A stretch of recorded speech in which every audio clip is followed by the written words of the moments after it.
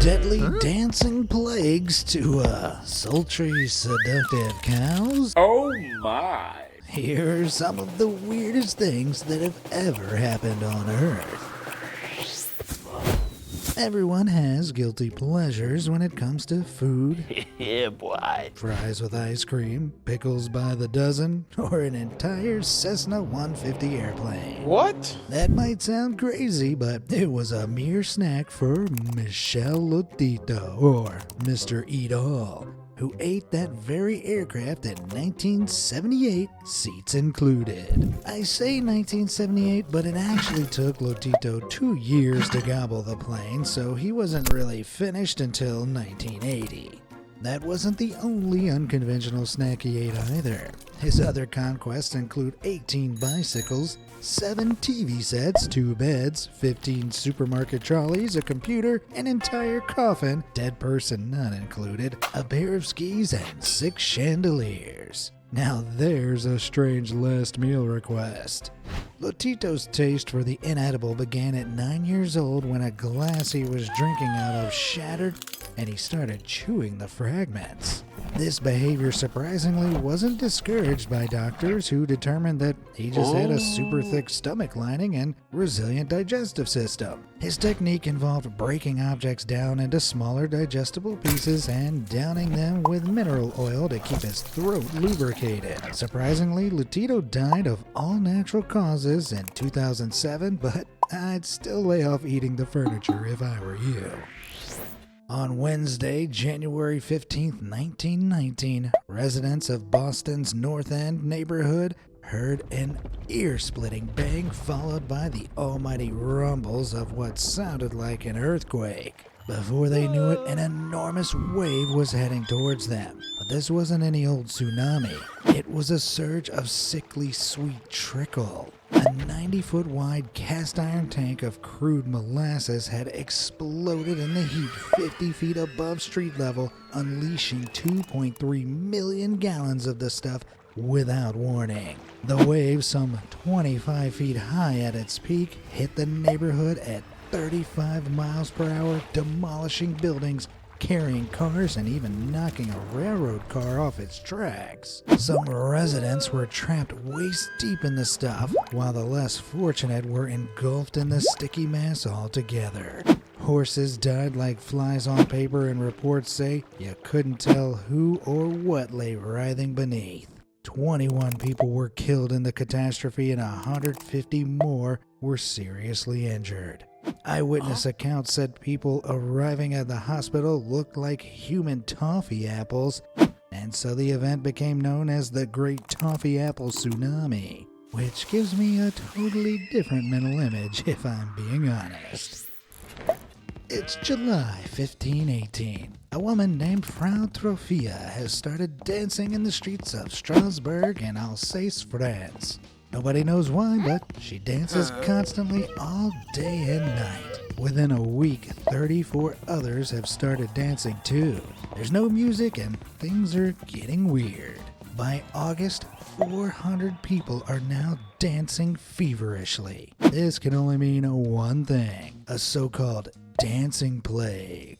Authorities are at a loss. Local physicians announce that the plague is a natural disease caused by hot blood, and they prescribe one thing: more dancing. To accommodate the growing number of dancers, 2 guild halls, an open-air grain market, and even a wooden stage with paid musicians are erected for continuous dancing. Unsurprisingly, this strategy was a total disaster. As the contagion worsened, it was reported that 15 people a day were dying from heat exhaustion, strokes, and even heart attacks. To this day, no one knows why dozens of people danced to their deaths. Or maybe they'd gotten their hands on an early release of Rick Astley's Never Gonna Give You Up. Meet 94-year-old Amu Haji, aka the world's dirtiest man. Haji, who lived in isolation in the Iranian village of Desga, was bestowed with this glowing title after he proudly announced that he hadn't bathed in 65 years. And that was back when he was only 83. The logic behind his unconventional lack of personal upkeep is the belief that cleanliness would only make him sick. Right. Meanwhile, Haji's diet consisted of carrion, which is basically rotting animals, mostly porcupines that have been hit by cars or just generally died. Haji was also partial to a smoke, or should I say 4 at a time. If he couldn't get cigarettes from passing strangers, he'd also been known to smoke animal poop out of a street pipe. He may not have bathed, brushed his teeth, or generally paid any attention to his appearance, but he did have one surprising mantra: drinking 5 liters of water a day, albeit from a rusty can. Eventually, at the grand age of 94, Haji was convinced to have a bath by locals. And sure enough, shortly after, he grew ill and passed away. So there you have it. Bathing is officially bad for you. This probably sounds like the plot for a bad Hallmark Christmas movie, but it's totally true. Back in 1941, the 56-man British crew of the T-class HMS Trident stopped in the Soviet Union for repairs when Captain Jeffrey Sladen was invited to dine with the Russian admiral. Apparently, Sladen mentioned that his wife had trouble pushing her pram through the snow in England, so the admiral presented him with a useful gift: a fully grown reindeer. The crew affectionately named the animal Pollyanna, lowered her into the submarine through the torpedo tube, and went on their way. In the 6 weeks Pollyanna spent at sea, she quickly burned through the barrel of moss provided by the admiral and started gorging herself on condensed carnation milk instead. Her appetite was so voracious that she even consumed the navigation chart intended to guide the men back to British soil. Miraculously, the crew did make it back to the Blighty, but there was one problem. Pollyanna wouldn't fit back through the tube. Using a dockside winch and a broomstick, the reindeer was freed from the submarine and given to the London Zoo, where she lived for 5 years until her death in 1947. This same year, the HMS Trident was decommissioned. On the 10th of September 1945, Lloyd Olson and his wife Claire were killing chickens on their farm in Fruita, Colorado, when something extraordinary happened. As Olson decapitated some 50 birds, one defied all odds by getting up and walking around moments after the hatchet's fatal blow. Olson placed the death-defying bird on an apple box for the night, and when he awoke the following morning, he was shocked to find it as alive as ever. When Olson transported the other carcasses into town to be sold, he carried the bird with him and took bets of beer or cash that he had a live headless chicken. As word spread, Olson was approached by a sideshow promoter, and then things really got rolling. After naming the bird Miracle Mike, Claire and Lloyd set off on a tour of the U.S., allowing people far and wide to marvel at their proverbial golden goose. Mike was kept alive by feeding a mixture of milk and water directly into his exposed esophagus using an eyedropper, while also syringing mucus out of his windpipe. At the peak of his career, Mike was bringing in around $4,500 a month, until in spring 1947, disaster struck. The Olsons woke in their motel room in Philadelphia to the sound of the bird choking, and before they could find the syringe, Mike had suffocated. Rumor has it Olson grabbed the hatchet and tried to recreate the success a few times afterwards, but to no avail. Poor chickens. But how did Mike manage to stay alive so long without a head? Well, chickens' brains are mostly at the back of their skulls, so despite being technically headless, it's likely that up to 80% of Mike's brain was still intact, allowing the chicken to live on for an incredible 18 months. Clucking hell. Ever felt like a headless chicken when it comes to designing PowerPoint presentations or building your website? Well, not anymore. This is Gamma, a super powerful AI companion that makes creating presentations and websites a breeze. Run web searches directly in your deck, fact-check claims, and auto-generate executive summaries and tables of contents effortlessly. You can even drop a single hyperlink to an article into Gamma, and it'll create an entire customizable presentation from it. Not to mention the top-of-its-class image generation tool and ability to instantly rewrite and redesign entire texts to gear them to whichever audience you'd prefer. It's the most beautiful, intuitive, and time-saving tool I've ever used. And to sign up, it's free. Come on, join over 50 million other Gamma users today by visiting gamma.app and make presentations, websites, and document creation a joy. They say there's nothing quite like the original, but I'm not sure the iconic slapstick comedian and silent movie star Charlie Chaplin would agree. Back in 1975, 2 years before his death, Chaplin entered a look-alike contest of himself in France. His motivations aren't exactly clear, but it's safe to assume he probably thought it would be a bit of a laugh. Not to mention knowing he'd be a shoo-in for the prize. In an ironic twist, though, he wasn't considered quintessentially Chaplin enough to win and came in third place instead. Embarrassing much? The theory for his surprising loss is that his eye color threw the judges off because their baby blue hues couldn't be seen in black and white. Bad luck, Charlie. Still, it could be worse. Dolly Parton once lost a look-alike contest of herself against a lineup of drag queen impersonators. Ouch. In the fall of 1457, villagers in Savigny, France, witnessed a sow accompanied by her 6 piglets attack and kill a 5-year-old boy.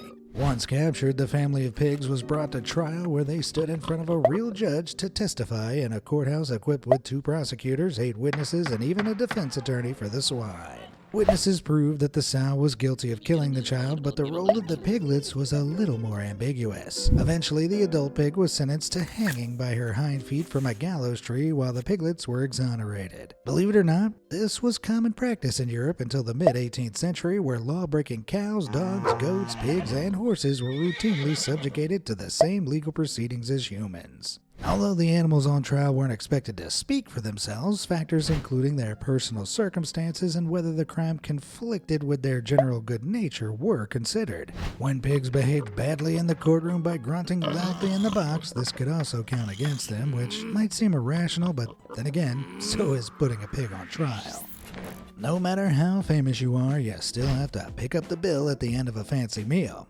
Unless you're Salvador Dali, apparently. Allegedly, the infamous mustachioed surrealist had a particular penchant for free dodging and would often invite large groups of friends to high-end establishments, knowing that he'd never need to fork out after the meal. How did he do it? It's simple, really. Dali would ask for the bill, write out the payment in full, and then turn it over and scribble a quick sketch on the reverse. Before leaving the restaurant, Dali would then wager that the restaurateur would never attempt to cash a check bearing one of his valuable artworks, and the thing is, he was usually right. Back in the 1870s, an unlikely decision was made by officials in the city of Liège in Belgium to turn cats into mailmen. Anyone who owns cats will know that 9 times out of 10, they don't even respond to their own name. So why someone thought trusting them to deliver people's mail in a timely manner was a good idea is slightly confusing. Spoiler alert, it wasn't. The city hired a fleet of 37 felines deemed fit for the job and trained them to carry messages which were fastened to their collars in waterproof bags between neighborhoods. The most surprising aspect of this clearly doomed mission was that reports at the time brazenly suggested that the only thing that would go wrong would be if criminal dogs robbed the cats of the mail. The result was far more anticlimactic. Although one enterprising cat managed to arrive at his destination in under 5 hours, the remaining felines took up an entire day to deliver the mail to their own homes. Unsurprisingly, those were the last messages ever delivered by kitty mail. Nice try, Liège. But some cats have ventured into less honest careers. Operation Acoustic Kitty was an espionage plan hatched back in the 1960s which would make portable spying devices out of domestic pets. To create the cyborg cat, a surgeon first implanted a microphone in its ear and a transmitter at the base of its skull, then wove an antenna into the cat's fur. The plan was that operatives could train the cat to sit near foreign officials transmitting their private conversations back to the CIA. For Acoustic Kitty's first official test, CIA staffers drove the animal to the park and tasked it with capturing the conversations of two men chatting on a nearby bench. The stage was set, but Acoustic Kitty was not playing ball. Instead of recording the conversation, the cat simply wandered off into the street where it was promptly squashed by a taxi. The CIA concluded that the program wasn't practical enough to continue and the whole Acoustic Kitty thing was shelved for good. Secret spy cats? Ridiculous. What's next? Are we gonna make one a Knight of the Realm? No, of course not. A penguin, though? Yep, receiving a knighthood is a pretty big deal, so you might be surprised to learn that one of the individuals to receive such an honor was a flightless bird, Sir Niels Olaf, who currently resides in Scotland's RZSS Edinburgh Zoo. The reason why his name doesn't sound traditionally Scottish is because Niels' adoption was originally arranged back in 1972 by Norwegian Major Niels Egelund and the then King of Norway, King Olaf. Back in 1961, the retired major visited the zoo during a prestigious series of military parades known as the Royal Edinburgh Military Tattoo.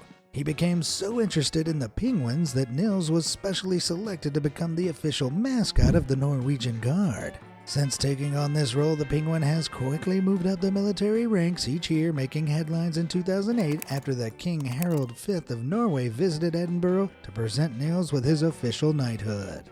In 2016, Niels received a promotion to brigadier from the Norwegian Royal Guard during a special ceremony at Edinburgh Zoo on Monday, the 22nd of August. Old Niels was then promoted again to Major General in 2023. Although if you thought it was the same penguin getting promoted every time, think again. You'd be surprised to hear what kinds of people have ended up in positions of power through the ages.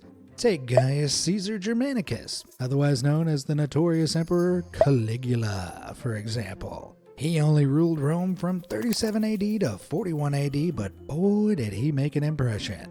In fact, Caligula has gone down in history as the Mad Emperor, and for good reason. He did a lot of crazy stuff during his short rule, but one of the things he's best remembered for is his close relationship with a certain horse. Incomprehensible was Caligula's prize racehorse, and he was treated accordingly. The steed was invited to dinner, fed oats infused with gold flakes, and given a marble stall, an ivory manger, and a jeweled collar. Oh, and if you happen to live near to Incomprehensible's stable, your whole neighborhood had to stay silent the day before each race so that the horse could concentrate properly. The most famous story about Incomprehensible is that Caligula decided he would make him a consul in the Roman Senate. Thankfully, some might say Caligula was assassinated before this could actually happen. The writers to recount these events, Suetonius and Cassius Dio, lived decades after the emperor's 4-year reign, so the exactness of the tale is up for debate. But given Caligula's undisputed insanity, there are few doubts that this actually did happen. If you're a fan of classic sitcoms like Friends, then you're probably well accustomed to hearing the same old canned laughter on a loop.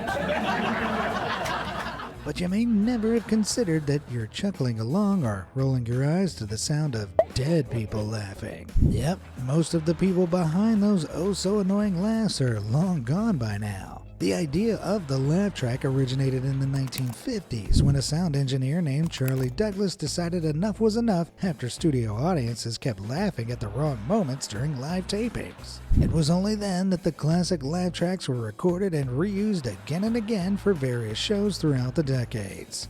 Although the tracks were revised every few years to remove certain laughs and add new ones, the classics were ultimately never retired. That means the same people laughing during a classic mid-60s show like Bewitched can probably be heard again in more recent episodes of Frasier, if you listen close enough. William Shakespeare is one of the most famous writers in history, but it might surprise you to learn that most of his immediate family could neither read nor write. Although we can't know for sure, Shakespeare's parents, John and Mary, probably never learned either of these basic skills because literacy was not a necessary skill for people of their standing during the Elizabethan era. Some have suggested that John's civic duties might have required basic literacy, but as he always signed his name with a mark, it seems kinda unlikely. Although William attended Stratford's local grammar school where he mastered reading, writing, and Latin, He didn't pass these skills on to his wife or his two daughters, Susanna and Judith, either. At the very least, Susanna could scrawl her own signature, but Shakespeare likely didn't bother teaching them proper literacy. Maybe he was just too busy inventing the name Jessica instead. Seriously, look it up. Anyone with young kids will be well acquainted with the haunting snorts of the animated swine Peppa Pig and her family. They may be irritating, but they're totally harmless, right? Back in 2012, the Australian government didn't only ban an episode of the British TV show, they also had it removed from all streaming services in the country. What could possibly warrant such extreme measures? Had someone sneaked some adult content into the background of a scene? Did Peppa drop the F-bomb? Not quite.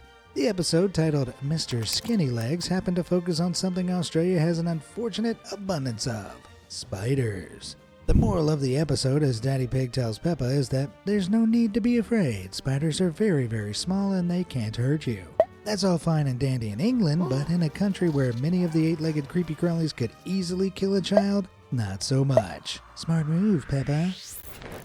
Plenty of modern-day products were invented for not-so-modern uses. Just ask John Aitken and James Jeffrey, the two Scottish doctors who dreamed up the chainsaw to help deliver babies.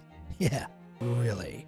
The tool, or weapon, now so closely associated with the timber industry and B-grade horror flicks, once played a major role in the miracle of childbirth. You see, when babies couldn't fit through the birth canal or got stuck in the pelvis, parts of the bone and cartilage were removed to create more space. For lack of better tools before the 1780s, this procedure, known as a symphysiotomy, was usually done by hand using a small knife. As you can probably imagine, this was neither quick, painless, or mess-free. Thankfully, in 1785, Aitken and Jeffrey invented the first chainsaw, which kinda looked like a regular knife with rotating jaws to speed up the process. It may have been faster, but it was certainly no less painful because anesthesia wasn't used until 1846. Women who endured this probably make 21st century childbirth look like a walk in the park. I hate to break it to you, but there are people inside the costumes of Mickey Mouse, Pluto, Goofy, or a whole host of other beloved characters at Disney parks. And they all used to share underwear. What? The reason for this strange custom, according to Disney, is that underwear from home would bunch up and ruin the illusion, so employees were provided with specially made company-issued garments instead. When I say underwear, what I technically mean is undergarments, which could be worn under the costumes and optionally over regular underwear. These articles were to be handed in and laundered at the end of each day, but things didn't always run so smoothly. Multiple workers started complaining about receiving smelly or stained underwear, and there were at least 3 official cases of employees getting pubic lice or scabies. After much campaigning, Disney eventually agreed to provide each employee with underwear they could take home in 2001. Why the holdup? After signing the Treaties of Tilsit, which marked the end of the war between Russia and France in July 1807, Napoleon was in the mood for a celebration.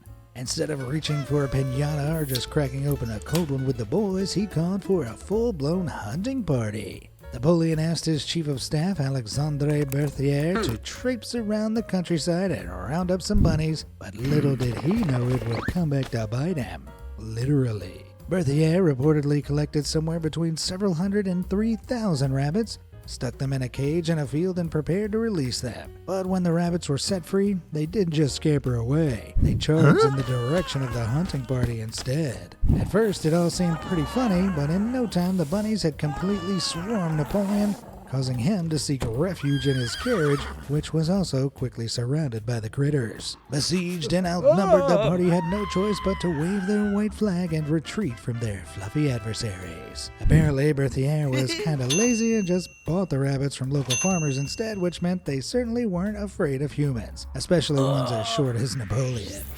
What if I said you could give yourself superpowers without being bitten by a radioactive spider? Sounds good, right? All you have to do is drill a hole in your own skull.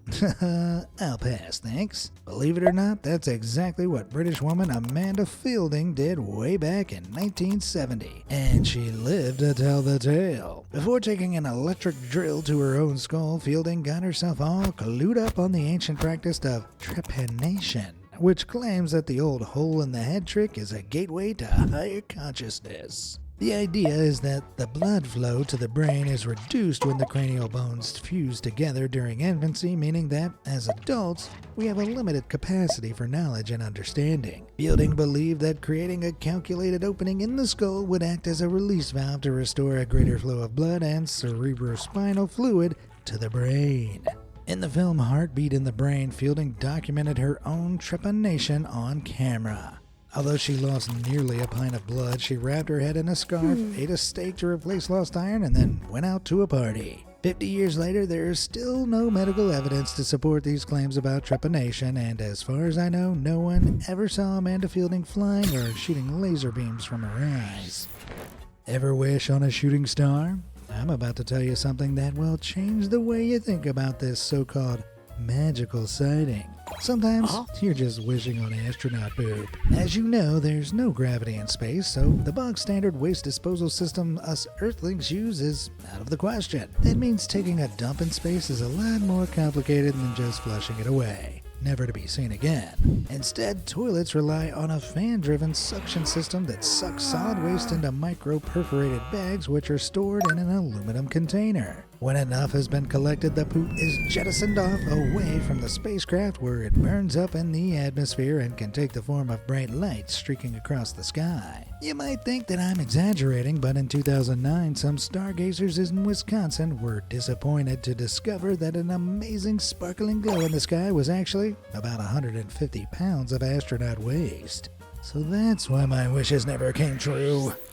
A cold glass of Jack Daniels and Coke is a classic beverage, but very few people know how the infamous whiskey distiller Mr. Jack Daniel himself met his untimely end. The story goes that Jack, born Jasper Jack Newton, kept a safe in his office which was usually opened by his nephew Lem Motlow. One morning in 1911, however, Jack arrived to work early before anyone else and realized that he'd grown so accustomed to having his nephew open the safe that he couldn't actually remember the combination anymore. The thing is, Jack wasn't feeling particularly patient, and he got so frustrated with the locked safe that he kicked it with his left foot. In fact, he kicked it so hard that it broke his big toe. Before long, a gangrene infection set in and Jack ended up losing his foot before dying from blood poisoning complications in Lynchburg on October 9, 1911, age 61. Well, that workplace wasn't very safe then, huh?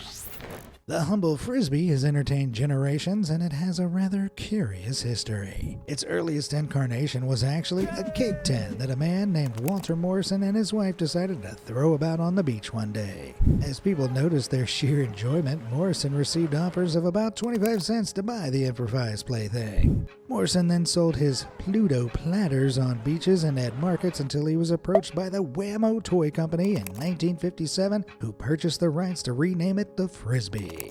The Frisbee's real big break came when a man named Steady Ed Hedrick stepped in to help improve its wobbly flying stability, which left a lot to be desired. Hedrick was so keen to get involved that he offered to work for Wham-O for 3 months without pay or any permanent job guarantees. By the end of the period, the toy had been totally revolutionized, and within a decade, Hedrick was CEO of the entire company. Hedrick was so proud of his achievements that he had one dying wish: to be turned into a Frisbee. Ironically, in 2002, Hedrick died from a massive stroke while playing a game of Frisbee, and sure enough, he was cremated and turned into several of the toys that were given to friends and family. On June 3, 1923, 22-year-old Frank Hayes won his first ever race at Belmont Park, but it was destined to be his last. Hayes, who was a stable hand acting as a stand-in jockey, surprised the nation when he rode to victory on the 20-1 shot horse Sweet Kiss, beating out fan favorite Gimme. But the biggest shock was yet to come. After the horse crossed the line, Hayes tumbled from the saddle and was immediately pronounced dead by the doctor on hand. Although a heart attack was initially determined as the cause of death, more than 95 years later, it's still unclear exactly why Hayes died. Some reports suggest he was encouraged to lose some 10 pounds of water weight in just 24 hours before the race, which could have caused lethal dehydration. Rumor has it the horse never raced again and was even nicknamed Sweet Kiss of Death after the tragic event. Do you believe in time travel? Stephen Hawking did, and he was one of the smartest guys on Earth. In fact, back in 2009, Hawking set out to try and prove that time travelers walk among us by inviting them to a party. This wasn't any old party though. It was an elaborate champagne party decked out with Krug poured into fancy flutes accompanied by hors d'oeuvres aplenty. But here's the catch. He didn't release the invitations until after the party had actually taken place. His theory, if people turned up, then it would be concrete proof that time travel is real. The invite read, "You are cordially invited to a reception for time travelers hosted by Professor Stephen Hawking," along with the date of June 28, 2009, and the disclaimer, "No RSVP required." The thing is, no matter how long Hawking sat around waiting, no one showed, which meant that, unfortunately, time travel is not real. Probably. Somewhere, some time traveler is watching this now and thinking, to be fair, no one said there was going to be Krug. You probably believed in all sorts of magical creatures as a kid, but in Iceland, the existence of little elves is pretty much an undisputed fact of life. In fact, they take elf rights so seriously that one woman, Ragnhildur Raga Jónsdóttir, has taken on a role as an unofficial elf whisperer. It may sound crazy, but ever since she was a little girl, Raga has had the ability to see and speak with elves, or huldufólk, which live in invisible communities throughout Iceland. She's not alone in her beliefs, though. In a survey in 1998 conducted by the Dagblaðið 54.4% of all Icelanders interviewed said they believed in elves. As the official spokesperson for these invisible people, Raga has been entrusted to survey potential building sites in case they destroy elf communities. Back in 2016, the development of a planned road was halted after Raga claimed that it was a threat to an elven church named Ófeigskirkja, which to you and me looks like a giant boulder. Thankfully, the government later agreed to use a crane to move the 70-ton rock out of the path of the road, sparing the worship place of Iceland's invisible population.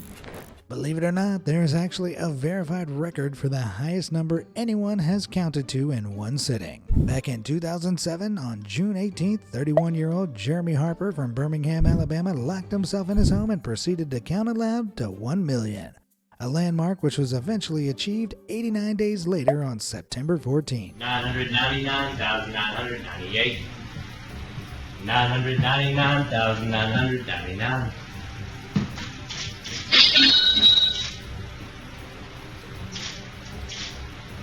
1 million.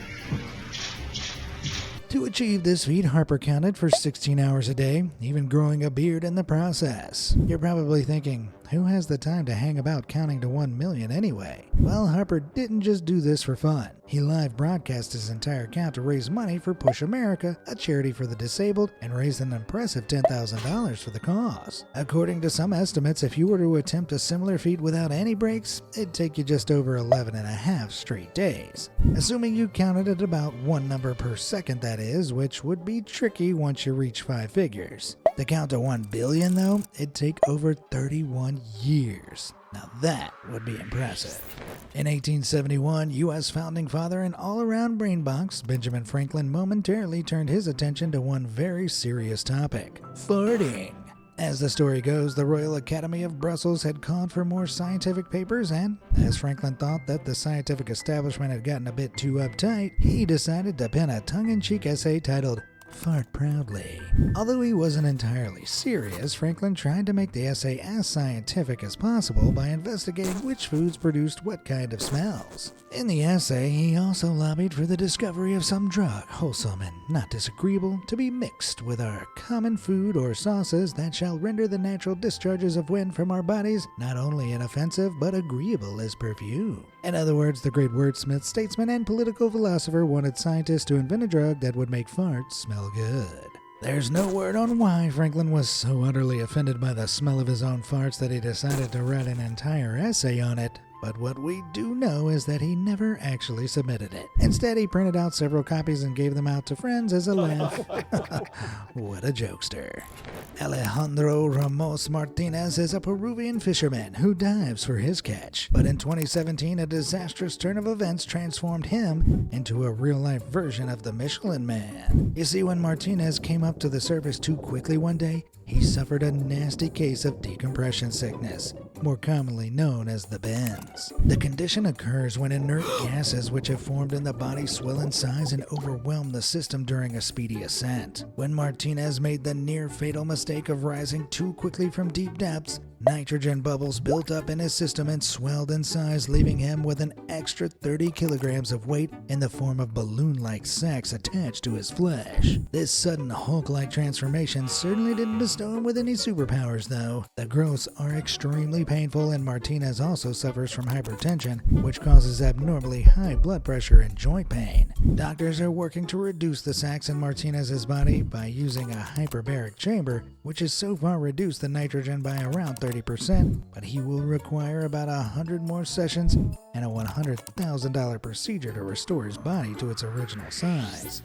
He may be a staple of the holiday season, but Santa's very own red-nosed reindeer didn't even exist before he was dreamed up by a copywriter for a department store in 1939. That year, executives for Montgomery Ward decided they needed a fun character for the freebie coloring books they were handing out to kids who visited Santa at their stores. Robert May, a copywriter at the time, was given the task, and he managed to create the Rudolph character and the accompanying poem by August 1939, despite his wife tragically dying that summer. In the first year alone, Montgomery Ward gave out 2.4 million copies of the new coloring book, and as the story caught on, customers picked up a further 3.6 million in 1946 after the war. It wasn't until a decade after it was first published in 1949 that May's own brother-in-law, Johnny Marks, wrote the lyrics for the famous song, which was recorded by Gene Autry and went on to sell over 150 million copies. It's hard to imagine Christmas without him, but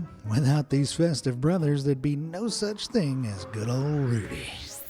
People say laughter is contagious, and after hearing what went down in Tanganyika, now Tanzania, in 1962, you'll believe it too. It began when a group of school friends started laughing during a class in a small African village. No one knows why, perhaps someone told a hilarious joke, but soon enough the whole school was infected with contagious laughter, and it was forced to close. An entire school laughing would be quite an event, but that wasn't all. When parents picked their kids up, they started laughing too, and so the laughter spread through neighborhoods, shops, and eventually to other villages. No clear records exist from the event, but accounts suggest that the epidemic lasted anywhere from 6 months to a year and a half. Many experts have tried to explain what exactly happened in Tanzania that year. Christian F. Hempelman from Purdue University argues that it was extensive stress, not bliss, that caused the plague. Laughing puts quite a strain on respiration, so the likelihood is that the epidemic happened in short episodes while there were other symptoms like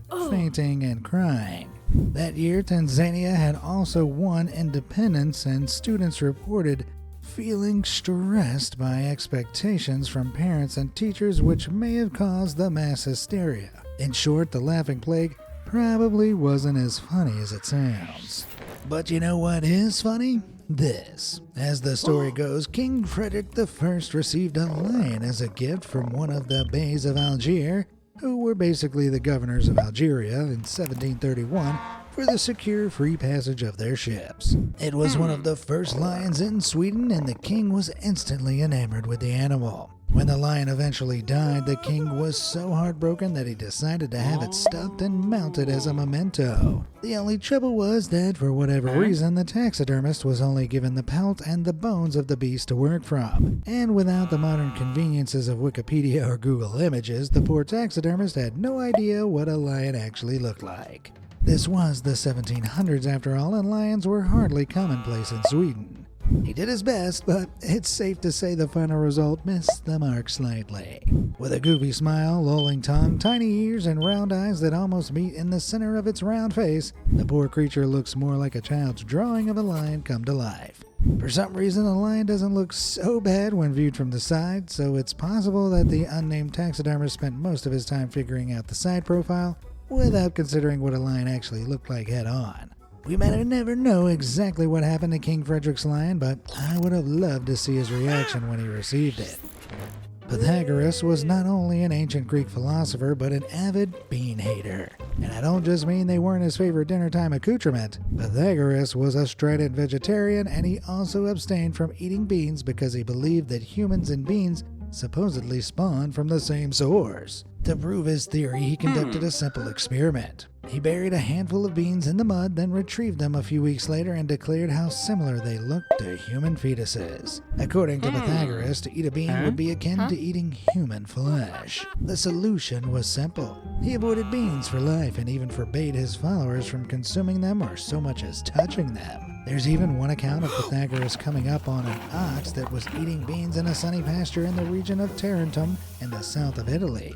After informing the startled herdsman that the ox must be stopped, Pythagoras strode across the muddy field and spoke quietly into the ox's ear. According to the herdsmen, who were beside themselves with laughter, Pythagoras had convinced the ox to never desire beans again. Sure enough, the ox persisted with a beanless diet and lived well beyond the years of an ordinary ox. It all sounds pretty harmless, but Pythagoras' bean aversion actually led to his fatal downfall. As the story goes, Pythagoras was being chased by a mob of angry townspeople when he suddenly stopped. A vast bean field stretched in front of him. Unwilling to trample the beans, his pursuers caught up with him and spilled his blood on the plants, ending his life for the sake of a simple bean. I don't know about you, but all this talk of beans is making me awful peckish. Back in 1957, the BBC hatched one of the most legendary April Fool's Day pranks of all time. Panorama cameraman Charles de Jager came up with the plan after recalling a memory from his school years in Austria. The teacher had said that his classmates were so stupid that if they were told spaghetti grew on trees, they'd believe it. Jager wanted to put that theory to the test, but it wasn't just his class he'd be fooling. It was the entire British public. Surprisingly, the BBC ran with the idea and commissioned a 3-minute broadcast which became known as the Spaghetti Harvest broadcast. The film claimed to show a family in southern Switzerland harvesting spaghetti from the family spaghetti tree, and an estimated 8 million people tuned in to watch it. The narrator describes the Swiss spaghetti harvest as a family affair and talks about how the disappearance of the so-called spaghetti weevil has resulted in a particularly fruitful crop. According to the film, once the spaghetti is picked, it is laid out to dry in the warm alpine sun before the families celebrate with a ceremonial dish of the stuff. Nowadays, the broadcast would instantly be recognized as a spoof, but back in the 50s, spaghetti was still relatively unknown in the UK, so no one really had a clue that it was made from wheat, flour, and water. The day after the broadcast, the BBC received hundreds of phone calls asking for more information about spaghetti cultivation. Apparently, they responded by telling people to place a sprig of spaghetti in a tin of tomato sauce and hope for the best. And you're guaranteed the best by heading to Gamma.app and giving their powerful AI presentation website and document creator a go. With over 40,000 teams using Gamma around the world, you've got no excuse. Done? Okay, back to the video. You might know that the military regularly uses animals like dogs to help them detect and dispose of bombs thanks to their superior olfactory abilities. This is handy for operations on land, but what about operations out at sea? Well, it turns out that navies around the world have been working with specially trained sea dogs, and no, I don't mean dogs wearing water wings. Since the 1960s, before underwater drones became a major military tool, dolphins were trained to carry radars, detect mines, and search for underwater enemies. Over in Soviet-era Russia, though, dolphins weren't just tools, they were weapons trained by experts to attack enemy divers and even enemy warships. While this sounds like some insane conspiracy theory, there's financial proof that it's all real. As recently as 2007, the U.S. military spent a whopping $14 million on marine mammal research while training as many as 75 dolphins. These sea creature commandos were so good at their jobs that it's believed dolphins have saved more lives in open waters than human lifesavers thanks to their bomb detecting abilities. Wow, give that sea dog a bone. In April 2020, a 3D scanning expert who goes by the Twitter handle Silver Eel made headlines after one of his creations both amazed and slightly creeped out the internet. Using high-tech facial scanning software alongside a state-of-the-art 3D printer, the Twitter user created an eerily realistic replication of his own face. Every little detail was captured in the scan, from his beard hair to the dimples of his skin. The gifted creator claims his mask comes in very handy during online video meetings where he can catch some shut-eye when things get a little boring without upsetting his colleagues. All he needs to do is make sure his face doesn't fall off midway through his boss's breakdown of the quarterly earnings. When Canadian documentary filmmaker Rob Spence was just a kid, he accidentally shot himself in the eye while playing with a pistol. He went through life blind in one eye until he was in his 40s when he decided to try something crazy. In 2007, Rob had his blind eye removed, later replacing it with a remarkable prosthetic eye that doubles as a video camera. The tiny camera transmits its recordings via a radio frequency transmitter to a handheld monitor, allowing for a truly unique approach to filmmaking. While Rob can't directly see through his prosthetic eye camera, he can still keep his real eye on what's being captured via the monitor. While you may be thinking what a great undercover spy this would make Rob, his eye camera glows red when recording, so people are aware. It's not particularly subtle and only has enough charge to record around 30 minutes of footage. But that's okay, Rob isn't trying to spy on anyone. But it's comforting to know that if he did try, we'd know about it. When faced with something insurmountably bad, people will resort to some pretty crazy mental gymnastics to try to deal with their situation. Like Benjamin Schreiber, a man serving a life sentence without parole in Iowa, who claimed that, as he had died momentarily before being revived while in hospital in 2015, his life sentence had been served, as he'd previously filed a do not resuscitate order. Schreiber argued that he had been revived against his will and deserved freedom in exchange for having to continue living. But the court didn't buy it, stating that a life sentence still applies for as long as the person is alive, regardless of whether they've already died or not. Are you ready for the peak of shameful behavior? Well, in 2010, an 18-year-old Indonesian was caught doing the dirty with a cow. When caught, the man claimed the cow had taken on the form of an attractive lady, calling him by name in a sexy voice and seducing him.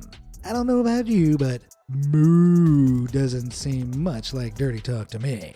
You'd think the man would be worse off than the cow when punishments were eventually handed out, but while he underwent a cleansing ritual bath and received a simple fine, the cow was drowned at sea, supposedly to rid the village of bad luck. Hopefully they'll keep the frisky fellow away from the supermarket steak aisle from now on. And on that note, I've had about all I can take of freakish goings-on for one day. Which of these weirded you out the most? Let me know in the comments below, and I'll see you in the next video. Thanks for watching.